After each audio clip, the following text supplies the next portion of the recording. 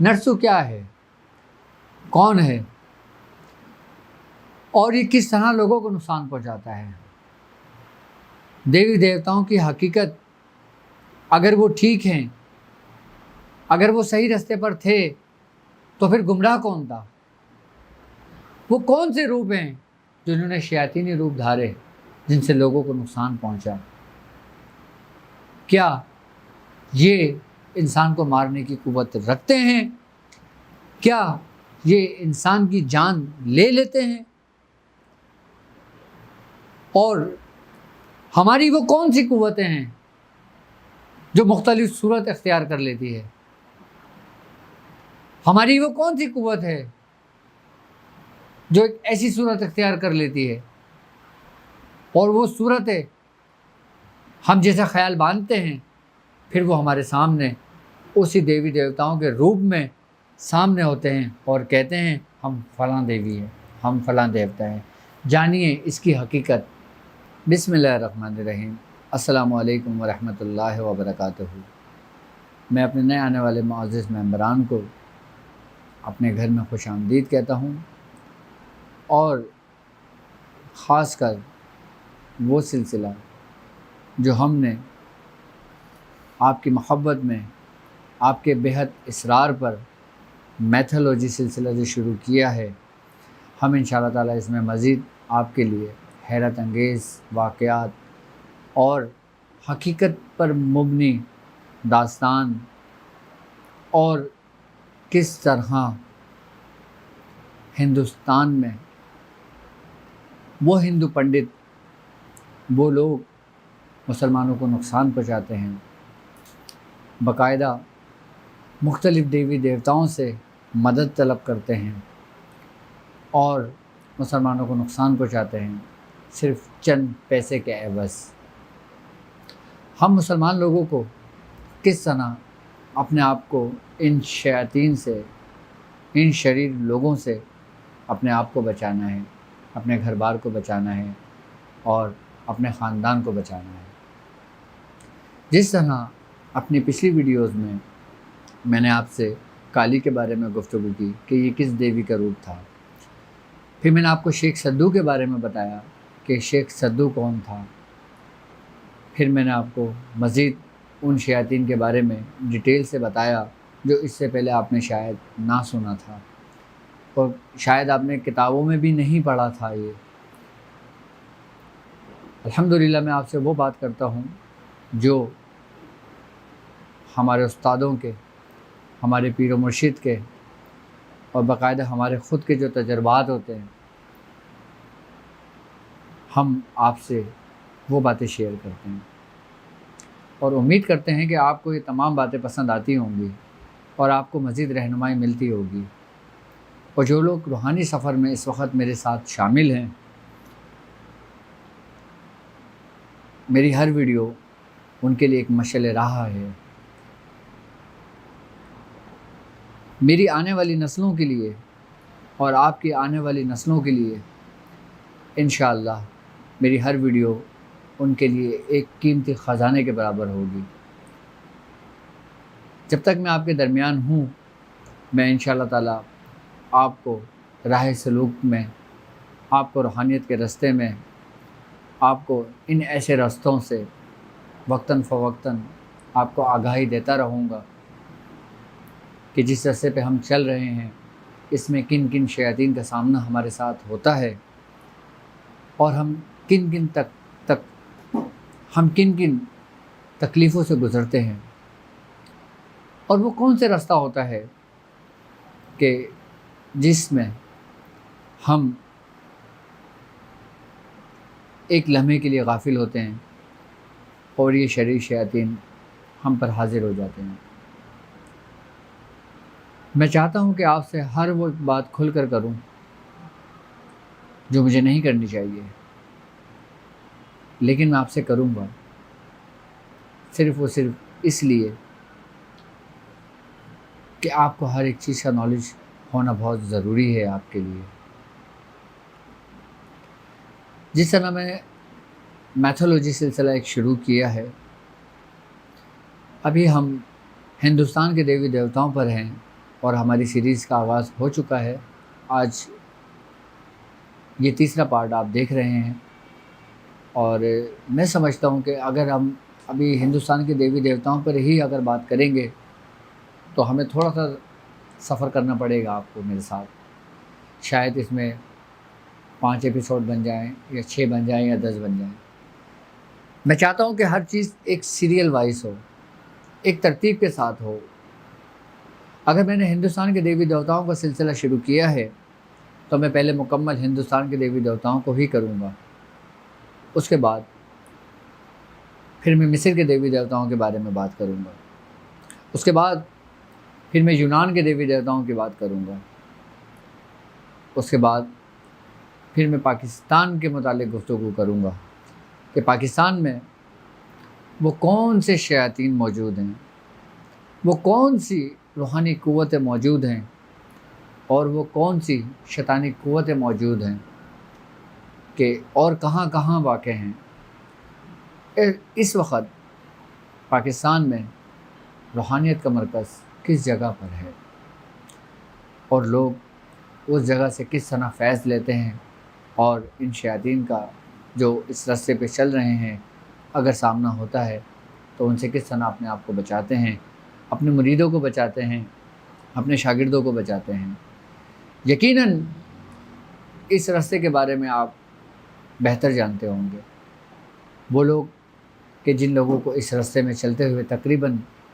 30 سال 40 سال 50 سال گزر چکے ہیں۔ میں انشاءاللہ تعالی ہر ایک وہ تجربہ آپ لوگوں سے شیئر کروں گا جو باقاعدہ میں نے خود کیا، اور وہ تجربات جو میرے استادوں کے ہیں۔ تو آئیے ہم اپنے پروگرام کا آغاز کرتے ہیں۔ آج ہم بات کریں گے نرسو کے بارے میں۔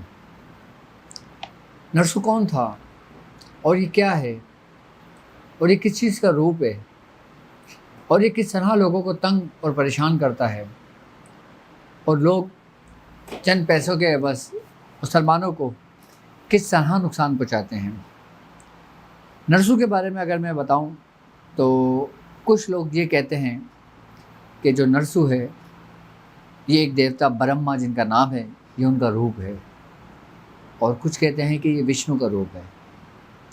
لیکن اگر ہم حقیقتاً سے اس کو حقیقت کے بہت قریب تر اگر ہم اس کو دیکھتے ہیں تو یہ ایک برہما کا روپ ہے، اور اس کے بارے میں کہتے ہیں کہ یہ ٹوٹل 9 نات ہیں، اس کے مختلف نام ہیں، لیکن یہ روپ ایک ہی کا ہے، جس کو کچھ لوگ اپنے لہجے میں اپنے زبان میں نرسو کہتے ہیں، کچھ لوگ اس کو نارسنگ کہتے ہیں، کچھ لوگ اس کو نرسی کہتے ہیں،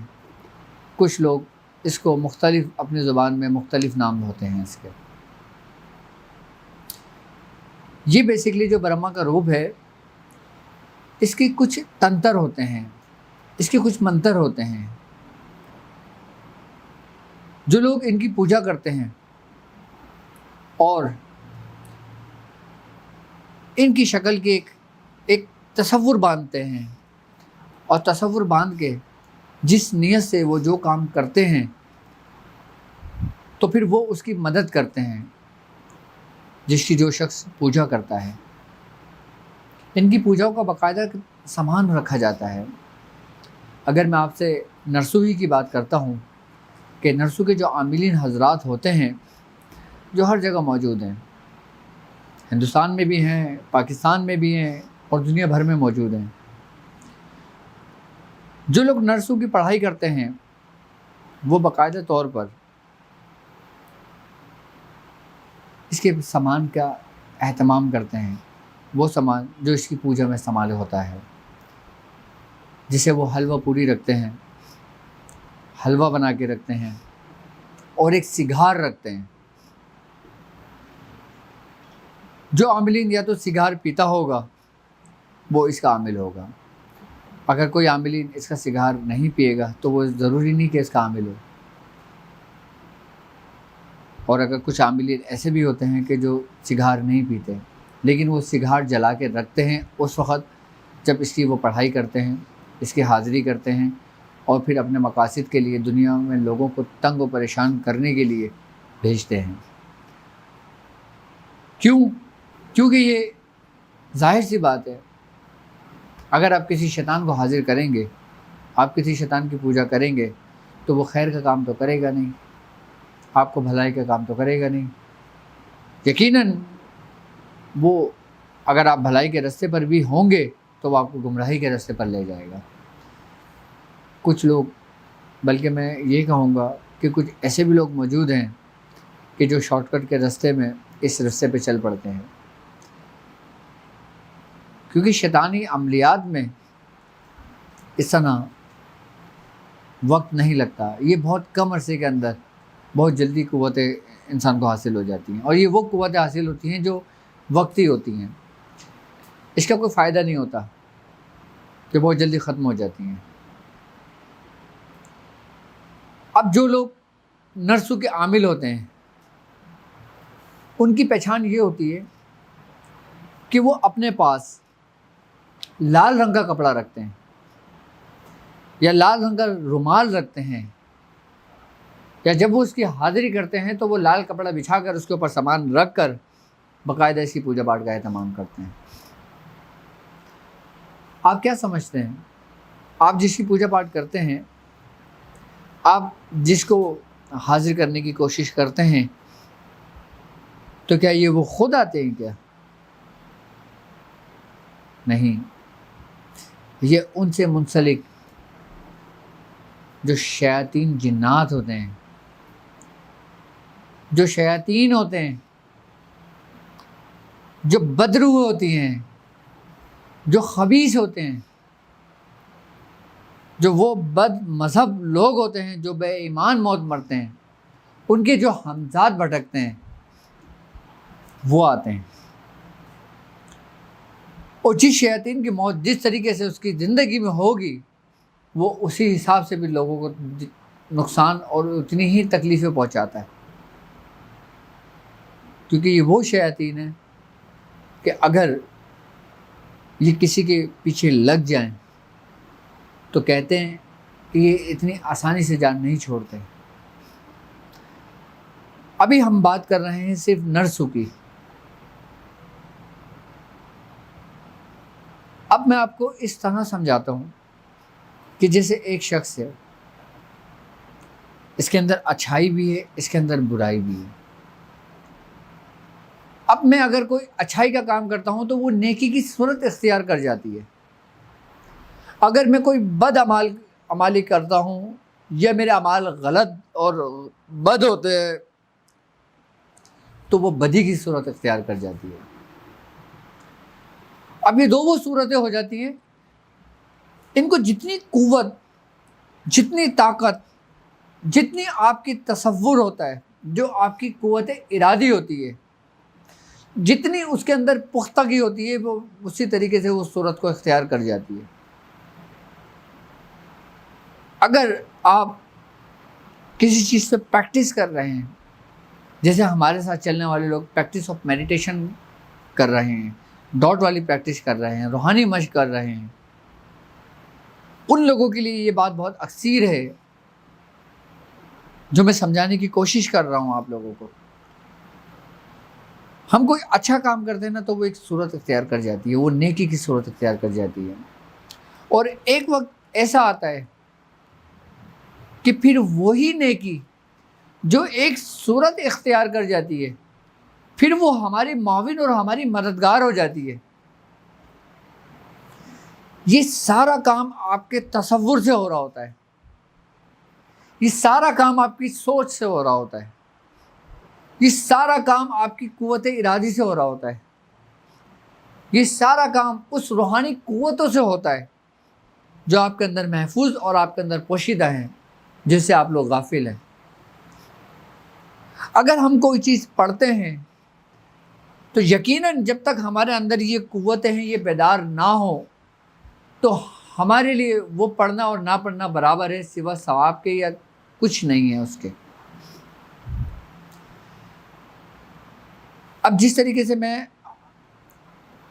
اپنی بات کرتا ہوں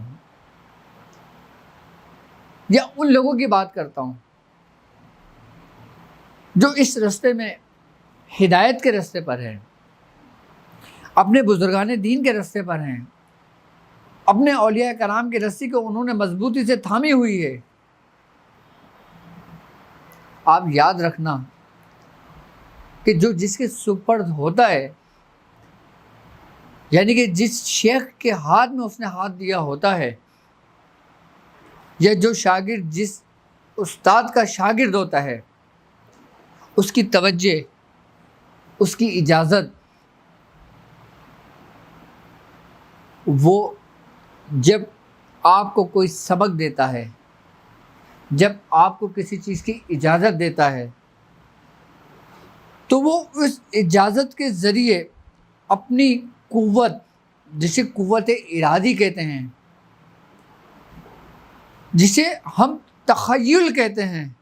جو ہم تصور میں قائم کر کے ایک روحانی قوت کو حاصل کرتے ہیں، وہ اس اجازت کے ذریعے اس شاگرد میں، اس مرید میں اس کو منتقل کرتا ہے۔ وہ استاد ان قوتوں کے ذریعے اس کے جسم کے اندر منتقل کرتا ہے۔ اب آپ کو اجازت کی اہمیت پتہ ہوگی کہ اجازت کیوں لینا ضروری ہوتا ہے، اجازت ہم کیوں لیتے ہیں، اور اجازت سے ہمیں کیا فائدہ ہوتا ہے۔ یعنی کہ جو استاد اپنے شاگرد کو کسی چیز کی اجازت دیتا ہے نا، تو جس چیز پہ اس نے محنت کی ہوئی ہوتی ہے وہ اس میں منتقل کرتا ہے۔ اب جب اس میں وہ منتقل کرتا ہے اور پھر وہ اپنے شیخ کے رستے پہ چلتا ہے، جس رستے پہ اس نے اس کو حکم دیا ہے، تو ایک وقت میں اس کا تصور، اس کی سوچ، اس کی یکسوئی، اس کی قوت ارادی ایک مکمل طور پر ایک صورت اختیار کر جاتی ہے جو اس کے معاون و مددگار ہو جاتی ہے۔ آج سائنس بھی اس بات کو مانتی ہے، اس کو ایکسیپٹ کرتی ہے کہ انسان جیسا سوچتا ہے، انسان جس سوچوں میں گم ہو جاتا ہے، پھر اس جیسی وہ کیفیت اس کے اندر پیدا ہونے لگ جاتی ہیں، کیونکہ وہ دماغ کو پیغامات پہنچ رہے ہوتے ہیں، دماغ اس سے ایکٹیو ہو رہا ہوتا ہے۔ کیوں کہتے ہیں بزرگان دین کہ آپ پہلے توجہ کریں؟ یہ سب کچھ سمجھانے کا مقصد آپ کو یہی ہے کہ ہم جس رستے پہ چل رہے ہیں نا، اس کو آپ یہ کہہ لیں کہ یہ انتہائی خطرناک راستہ ہے، بنا مرشد کے، بنا استاد کے۔ یہ ایک ایسا راستہ ہے کہ اس میں ہر طرف آگے آگے، ہر طرف شعلے ہی شعلے ہیں، اور آپ نے چلنا ہے۔ اور استاد کی اہمیت اور حیثیت ایسے ہے کہ جیسے آپ کے ہر طرف شعلے بکھرے ہوئے ہیں، استاد آپ کو آتا ہے اور آپ کو اپنے سمت لیتا ہے، اور پھر آپ وہاں سے آپ کو اس رستے سے گزار دیتا ہے۔ جس طرح میں نے ابھی آپ کو سمجھایا کہ ہمارے اندر جو روحانی قوت ہے، جو ہمارے اندر نیکی کا عنصر جو ہے، وہ ایک حیولے کی صورت اختیار کر جاتا ہے، اسی طرح جو لوگ اس رستے سے بھٹک جاتے ہیں، ابھی میں عام لوگوں کی بات نہیں کر رہا، ابھی میں ان لوگوں کی بات کر رہا ہوں جو اس رستے پہ چل رہے ہیں، پھر کس طرح وہ رحمان کے تابع ہو جاتے ہیں اور کس طرح وہ شیطان کے تابع ہو جاتے ہیں۔ کیونکہ ہر قوت انسان کو ہضم نہیں ہوتی، ہر پاور انسان کو ہضم نہیں ہوتی۔ جس طرح نیکی کا میں نے آپ کو بتایا، انسان کی پاورز و قوتوں کو بتایا، ان پاور اور ان قوتوں سے نیکی نے آپ کے نیک اعمال نے ایک صورت اختیار کری تھی، اس طرح یہی قوتیں ہر انسان میں موجود ہیں۔ ایک اگر غیر مذہب شخص یہ کام کرتا ہے تو اس کے اندر بھی یہی قوتیں موجود ہیں۔ اب میں آپ کو بتاتا ہوں کہ وہ کون سی صورت اختیار کرتے ہیں اور اسے کیا کہتے ہیں۔ اب مثال کے طور پر اگر ایک شخص اس رستے پہ چلنے والا وہ اس رستے سے بھٹک جاتا ہے، جب اس کو کوئی قوت حاصل ہو جاتی ہے، یا اس کو کوئی پاور مل جاتی ہے، یا اس کے اندر ایک غرور اور تکبر پیدا ہو جاتا ہے،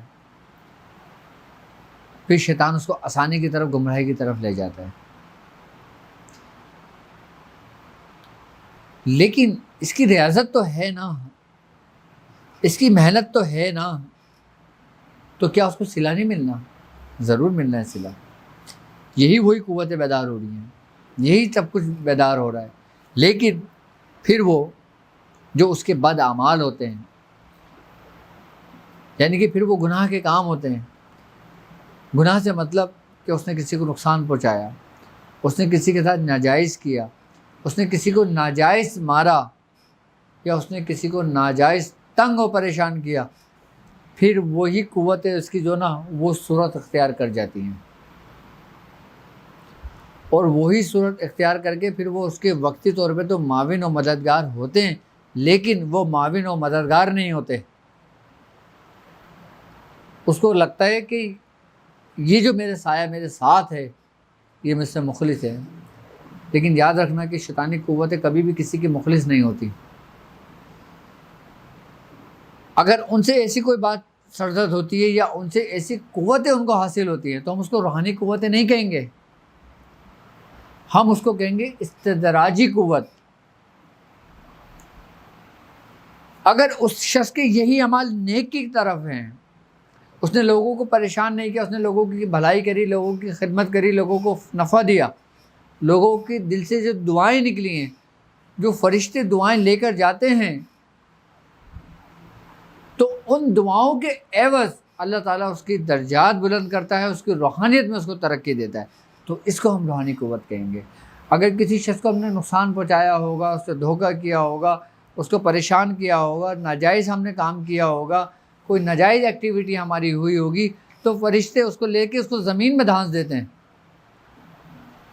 اور جب فرشتے لے کے اس کو زمین میں دھانس دیتے ہیں تو پھر وہ انسان کی اسی صورت کے اندر اختیار کر جاتی ہے جو اس کے اعمال ہوتے ہیں. یعنی کہ نیک اعمال تو آپ کے آسمانوں کی بلندیوں پہ چلے گئے اور بد عمل آپ کے زمین میں دھانس دیے گئے. اب میں سمجھتا ہوں کہ اب آپ کو ان دیوی دیوتاؤں کے روپ کے بارے میں اچھی طرح پتہ چل گیا ہوگا کہ وہ روپ کیا تھے. اب برہما کو لے لیں، آپ وشنو کو لے لیں، آپ جس نے لے لیں، جن کے اوتاروں کو لے لیں، آپ ان کی ہسٹری اٹھا کے پڑھ لیں، آپ ان کی تاریخ اٹھا کے پڑھ لیں. انہوں نے اپنی زندگیاں ایسی ہی گزاری ہیں کہ جیسے اولیاء کرام نے اپنی زندگیاں گزاری ہیں. آئی بات سمجھ میں؟ انہوں نے اپنی زندگی میں کسی کو نہیں کہا کہ جب میں مر جاؤں تو تم مجھے پوجنا، تم مجھے اپنا دیوتا بنا لینا، یا تم مجھے اپنا بھگوان کہنا. ان کی زندگی میں کبھی ایسا دعویٰ نہیں ملا، لیکن ان کے گزر جانے کے بعد پھر لوگوں کے اندر گمراہی پیدا ہوئی، پھر لوگ گمراہ ہوئے، پھر لوگوں نے ان کو دیوی دیوتا بنا لیا، پھر ان کی پوجا کرنے شروع کر دی، پھر ان کی مورتیاں بنا لی. اور میں آپ کو ایک بات بتاؤں، خیر میں یہ بات کہوں گا کہ ہندوستان اور پاکستان کے اندر مسلمانوں پر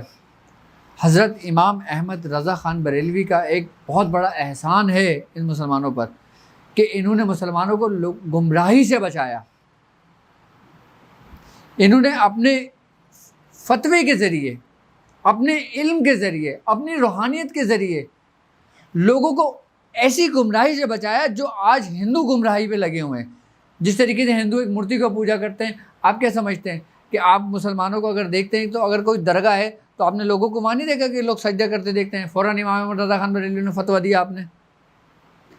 فوراً حضرت امام احمد رضا خان بریلوی رحمۃ اللہ علیہ،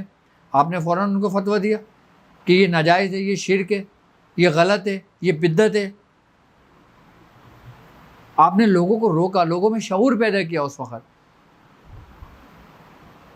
آپ جیسی ہستی اگر پیدا نہ ہوتی تو شاید یہ بہت گمراہی، یہ بھی انہی کے راستے پر ہوتے.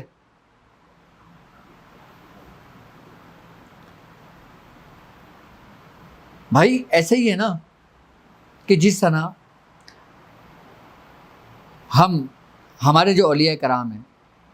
ہمارے بزرگوں کے جو مزارات ہیں، ہم وہاں پہ جب جاتے ہیں تو ہم ان کی روحانی قوتوں سے استمداد لیتے ہیں نا. ہم ان کی درجات کے لیے دعائیں کرتے ہیں نا، ہم روحانی ترقی کے لیے دعائیں کرتے ہیں نا، اور سجدہ کرنا تو ویسے ہی حرام ہے، لیکن چومنا حرام تھوڑی ہے، چومنا سب کچھ تھوڑی ہے۔ لیکن یہ شعور پیدا کیا انہوں نے، لوگوں کو آگاہی دی، کیونکہ یہ بالکل ایک باریک معاملہ ہو جاتا ہے، کیونکہ انہوں نے بھی ابتدائی دور میں ان لوگوں کی جب مورتیاں بنانی شروع کریں تو یہی ان کی سوچ تھی کہ وہ اس کو چومتے ہیں، ان کو یاد کرتے ہیں، ان سے مدد لیتے ہیں۔ لیکن جوں جوں وقت گزرتا گیا یہ لوگ آہستہ آہستہ آہستہ آہستہ آہستہ گمراہی کی طرف پورے رستے پہ نکل گئے، اور پھر وہ انہی کو خدا ماننے لگے، پھر وہ انہی کو بھگوان کہنے لگے۔ جس طرح ہمارے مسلمانوں کے اندر ابتدائی حالت میں جب ایسے معاملات چلے تو اس پہ ہمارے بزرگوں نے بڑی ریاضتیں، بڑی محنتیں کری ہیں،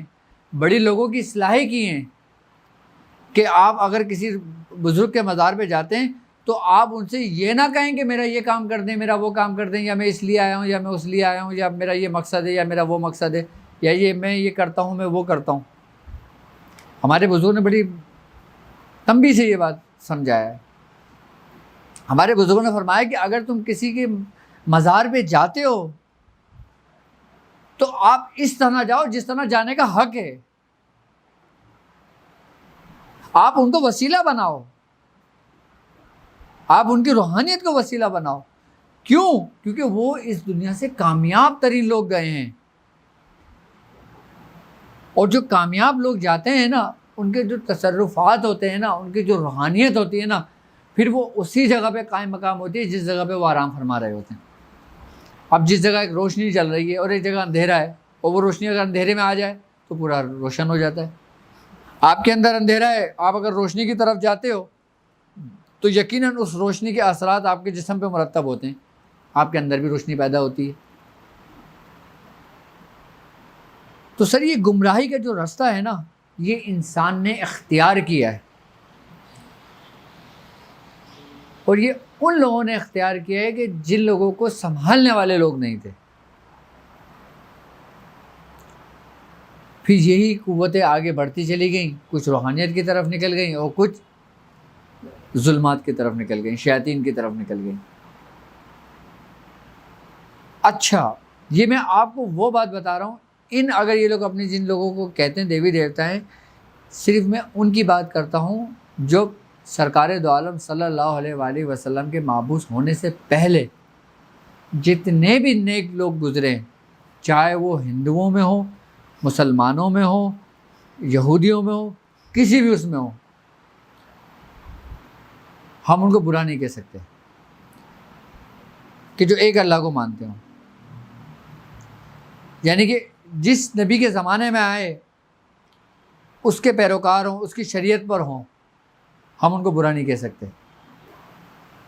کیونکہ ہادی ہر دور میں آئے، ہدایت دینے والے ہر دور میں آئے، اللہ کے دوست ہر دور میں آئے۔ اللہ تعالیٰ کہتا ہے ہم نے ہر قوم میں ہادی بھیجے۔ ہندو بھی ایک بہت بڑی قوم تھی۔ حضرت شیخ عبدالعزیز محدث دہلوی آپ فرماتے ہیں کہ اگر آپ ہندوؤں کی ان کی تاریخ اٹھا کے پڑھیں تو آپ نے فرمایا کہ یہ اوتار میں سے گزرے۔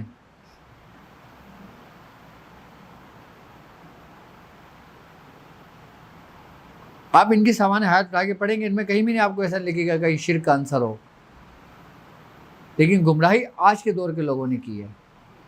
اب کے دور کے لوگوں نے کی ہے۔ لیکن یہ بات یاد رکھنا، اب اگر کوئی نیک شخص چاہے کسی بھی مذہب میں ہو، کیسا بھی ہو، جب تک وہ سرکار دو عالم صلی اللہ علیہ وآلہ وسلم کی رسالت کو قبول نہیں کرتا، اس کی ساری پارسائی اس کے منہ پہ ماری جائے گی، کوئی قابل قبول نہیں ہوگی، چاہے وہ کسی بھی مذہب سے تعلق رکھتا ہو، چاہے وہ کتنا ہی نیک ہو کیوں نہ ہو۔ اس کو آپ نیک بندہ نہیں کہہ سکتے، اس کو نیک ولی نہیں کہہ سکتے آپ۔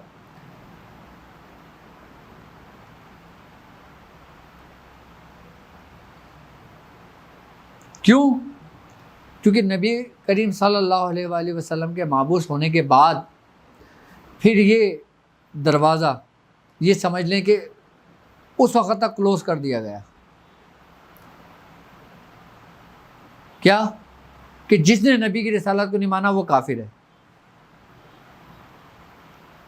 اب جس طرح اگر ہم ابتدائی دور کی بات کرتے ہیں، حضرت ابراہیم علیہ السلام گزرے ہیں، آدم علیہ السلام گزرے ہیں، حضرت موسیٰ علیہ السلام گزرے ہیں. کوئی حضرت موسیٰ علیہ السلام کو مانتا تھا، کوئی نہیں مانتا تھا. کوئی حضرت عیسیٰ علیہ السلام کو مانتا تھا، کوئی ابراہیم علیہ السلام کو نہیں مانتا تھا. کوئی داؤد علیہ السلام کو مانتا تھا، کوئی سلیمان علیہ السلام کو نہیں مانتا تھا. لیکن سرکار دو عالم صلی اللہ علیہ وسلم کے بعد یہ تمام دروازے بند کر دیے گئے اور یہ حکم دے دیا گیا کہ جو آپ کو مانے گا وہ ہدایت پر ہے، جو آپ کو نہیں مانے گا وہ کافر ہے، چاہے وہ کسی بھی مذہب سے تعلق رکھتا ہو. کیونکہ آپ خاتم النبیین ہیں، آپ کے اوپر نبوت ختم کر دی گئی ہے، آپ اللہ کے آخری نبی ہیں، اور ایسے اللہ کے نبی ہیں کہ اللہ تبارک تعالیٰ نے اپنی تمام نعمتیں آپ پہ تمام کر دی ہیں. اب آپ کے دل میں یہ خیال پیدا ہوا ہوگا، یقیناً ہوا ہوگا، کہ جن دیوی دیوتاؤں کی یہ لوگ بات کرتے ہیں اگر وہ صحیح تھے یا نیک لوگ تھے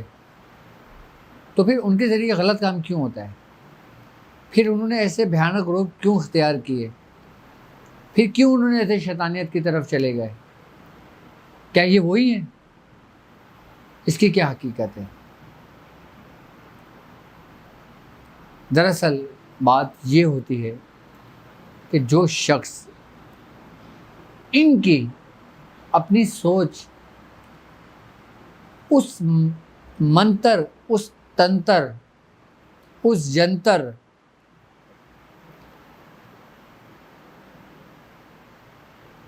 جو اس کو تعلیم کیے جاتے ہیں ان کے ذریعے جب وہ ان کی پوجا پاٹ کرتا ہے تو یاد رکھنا یہ وہ نہیں ہوتے، یہ وہ ہوتے ہیں کہ جنہوں نے آپ کو گمراہی کے رستے پہ ڈالا،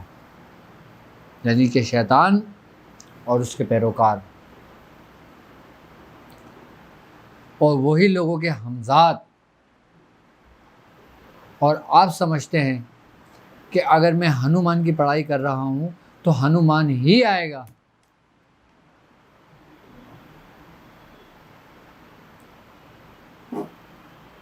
آپ جیسا خیال اور جیسا تصور رکھتے ہو نا، میں نے ابھی آپ کو تھوڑی دیر پہلے کیا سمجھایا تھا کہ ہم جیسا تصور رکھتے ہیں، ہم جیسا خیال رکھتے ہیں، ہم جیسا سوچتے ہیں، پھر وہ ایک صورت اختیار کر جاتی ہے. امید کرتا ہوں کہ نرسو کے متعلق آپ کو کافی حد تک سمجھ میں آ گئے ہوگا کہ نرسو کیا ہے. اب ہم بات کرتے ہیں کہ کس طرح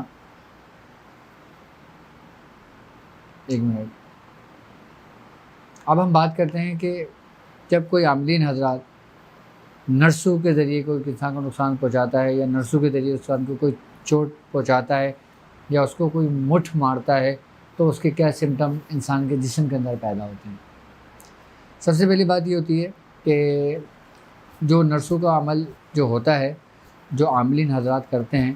جس طرح میں نے آپ کو بتایا کہ یہ 9 نت ہیں اور یہ مختلف کیفیات ہوتی ہیں ان کی. جیسے مثال کے طور پر اگر میں نرسوئی کی بات کرتا ہوں تو یہ سب سے پہلے انسان کی بینائی پہ اثر انداز ہوتا ہے، یعنی کہ انسان کی بینائی کم ہونی شروع ہو جاتی ہے، اس کی آنکھوں میں دھندلا پن سا آنے لگتا ہے. اور دوسری بات یہ ہے کہ اس کے پیٹ میں وقتاً فوقتاً، یعنی کہ کبھی کبھار سے مطلب ہے وہ دن میں 2 سے 3 مرتبہ اس کے پیٹ میں شدید سا درد اٹھے گا، ایک ایسی ٹیس سے اٹھے گی اور بہت شدت کی ہوگی وہ. اور اس کے ساتھ ساتھ اس کی جو ریڑھ کی ہڈی ہے نا وہ اس کی متاثر ہونی شروع ہو جائے گی. نرسو جو ہوتا ہے وہ انسان کو پھر یہ کیفیت پیدا کر دیتا ہے. اچھا، نرسو سب سے زیادہ جو متاثر کرتا ہے نا وہ سمجھ لیں کہ چھوٹے بچوں کو کرتا ہے، یعنی کہ ان کو کرتا ہے جو کنواری لڑکیاں ہوتی ہیں، جو کنوارے لڑکے بچے ہوتے ہیں، یہ ان کے اوپر بہت زیادہ اثر انداز ہوتا ہے. اور باقاعدہ نرسوں کے ذریعے یہ لوگ جو نقصان پہنچاتے ہیں یہ عورت کی کوکھ تک باندھ دیتے ہیں، یعنی کہ اس سے بچے بھی نہیں ہوتے. تو یہ مختلف سمٹمس پیدا ہو جاتے ہیں انسان کے جسم کے اندر، یہ مختلف حالتیں پیدا ہو جاتی ہیں، اور باقاعدہ طور پہ جب یہ کسی کے اوپر حاضر ہوتا ہے تو یہ باقاعدہ خود کلام کرتا ہے، خود نام لیتا ہے اپنا۔ یہ وہی شیاطین جو میں نے آپ کو جیسا بتایا تھا، یہ وہی اس کی جس نے بھیجا ہوتا ہے، اسی کی یہ شیطانی قوتیں ہوتی ہیں جو ایک صورت اختیار کر کے پھر اس کو منتقل کرتے ہیں۔ تو پھر وہ جیسا وہ بولتا ہے وہ اس کو بولنے شروع ہو جاتے ہیں۔ انسان کی کیفیت ایسی ہو جاتی ہے کہ انسان کے جسم کے اندر سے ایک بدبو سے آنی شروع ہو جاتی ہے۔ اچھا، نرسوں کی ایک بات یہ ہے کہ یہ جب بھی آئے گا نا تو اس کے اندر مچھلی کی بدبو آتی ہے، اور ایسی مچھلی کی بدبو آتی ہے جیسے مچھلی سڑ جاتی ہے، جیسے مچھلی کے اندر ایک بسیان سی پیدا ہو جاتی ہے۔ اب اس کا طریقہ کار سن لیں آپ۔ جس طرح میں نے آپ کو پہلے ویڈیوز میں آپ کو بتایا تھا کہ آپ اپنے گھر کے اندر ہر منگل کو، اگر آپ ہر منگل نہیں کر سکتے تو آپ کم از کم مہینے میں جو ایک منگل آتا ہے، جو شروع کا منگل ہوگا، چاند کی پہلی تاریخ کا جو منگل ہوگا، آپ اس میں حضرت شیخ جمال الدین جان من جمن جنتی کی فاتحہ نظر کا اہتمام کریں، اور اس پہ جو کچھ کھانے کو بنوائیں، زردہ بنوائیں یا کچھ اور بنوا لیں، آپ پھر ان کو اپنے گھر والوں میں، بچوں میں، سب میں تقسیم کر دیں۔ آپ کا گھر ان شیاطین سے محفوظ رہے گا۔ اور دوسری بات یہ ہے کہ سورہ قریش کی رسی کو آپ لوگ مضبوطی سے تھام لو۔ سورہ قریش میں نے آپ کو کیوں تعلیم کی ہے؟ اس لیے کہ اس سے آپ کے تمام مسائل کا حل ہے۔ کوئی شیاطین اس کے آگے نہیں ٹک سکتا، چاہے وہ شیطانی قوتیں شیطان ہی کی کیوں نہ ہو، اس کو بھی مات دے دیتی ہے اس لیے۔ آپ لوگ گھر میں روزانہ 40 مرتبہ اس چیز کا اہتمام کریں، 40 مرتبہ روزانہ پڑھیں، اور پڑھنے کے بعد ایک پانی میں دم کر لیں، سب گھر والوں کو پانی پلائیں، اپنے پورے گھر میں چھڑکیں۔ آپ روز کریں انشاءاللہ تعالیٰ، ہفتے 10 دن آپ یہ کام کر لیں گے، آپ کا گھر بھی حفاظت میں آ جائے گا۔ اور ایک کام اور کر لیں کہ اگر کسی شخص کو یہ ڈر ہو کہ نرسوں کا عامل ان کے گھر کے قریب رہتا ہے، یا کوئی ایسی شیاطین کا عامل ان کے گھر کے قریب رہتا ہے، تو وہ 4 کیلے لیں، 4 کیلے لے، اور ہر کیل پر 70 مرتبہ سورہ قریش پڑھ کے اس پہ دم کر دے، اور گھر کے چاروں کونوں پہ وہ کیلے ٹھونک دے۔ جب وہ چاروں کونے پہ گھر میں کیلے لگا دے گا، آپ یقین کریں کہ وہ شیاطین اس کے گھر میں داخل نہیں ہوگا۔ یہ اس کا بہترین حل ہے۔ میں سمجھتا ہوں کہ نرسوں کے بارے میں آپ کو 9 نت کے بارے میں سمجھ میں آ گیا ہوگا، کیونکہ 9 نت تو خیر ایک بڑی طویلی بحث ہو جاتی ہے، اور پھر میں وقتاً فوقتاً آہستہ آہستہ آپ کو اس کے بارے میں بتاتا رہوں گا، ٹھیک ہے؟ اب مجھے اجازت دیجیے اس حصے کہ آپ لوگ اپنا بہت خیال رکھیں گے۔ السلام علیکم ورحمۃ اللہ وبرکاتہ۔